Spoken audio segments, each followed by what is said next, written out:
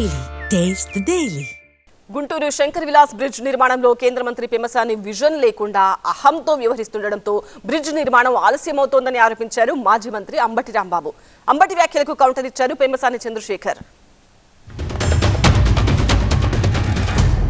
100 కోట్ల లోపుతో బ్రిడ్జ్ చేసేయాలని నిర్ణయించుకున్నారు. అది ఒక తప్పు నిర్ణయం. ఆ నిర్ణయానికి ఇవాళ పెమ్మసాని గారు సమాధానం చెప్పాలి అని అడుగుతా ఉన్నా. అహంతో చేసినటువంటి పని ఇది. అధికారం ఉంది, డబ్బు ఉంది, కేంద్ర మంత్రిని అని అనుభవం లేదు, ఎక్స్పీరియన్స్ లేదు, అహం మాత్రమే ఉంది, విజన్ అంతకంటే లేదు. చంద్రబాబు నాయుడు గారు విజన్ అంటారు కదా, విజన్తో పెట్టే బ్రిడ్జ్ ఇది నాకు అర్థం కాలేదు. సర్వనాశనం చేసే కార్యక్రమానికి ఇవాళ పెమ్మసాని అనేటటువంటి ఒక కేంద్ర మంత్రి, పార్లమెంటు సభ్యులు వారు దీన్ని సర్వనాశనం చేసే పరిస్థితికి వచ్చారు. ఆయన ఇంటెన్షన్ అదే కదా నాకు తెలియదు. కేవలం 100 కోట్లు 150 కోట్లకి అక్కడ అప్పు తీసుకొచ్చి వేల కోట్ల రూపాయలు, లక్షల కోట్ల రూపాయలు పక్కన ఖర్చు పెడుతూ ఇక్కడ టౌన్లో 200 కోట్లు ఖర్చు పెట్టడానికి కక్కుర్తిపడి సర్వనాశనం చేస్తున్నారు.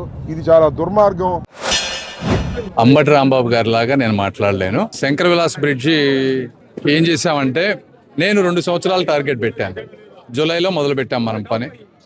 2 సంవత్సరాల లోపు ఎట్టి పరిస్థితుల్లో కంప్లీట్ చేస్తాను. అది నెంబర్ 1. 100 కోట్లే తీసుకొచ్చామంటున్నారు. ఇంతకుముందు ఎస్టిమేషన్ ఎక్కువ వేశారంటున్నారు.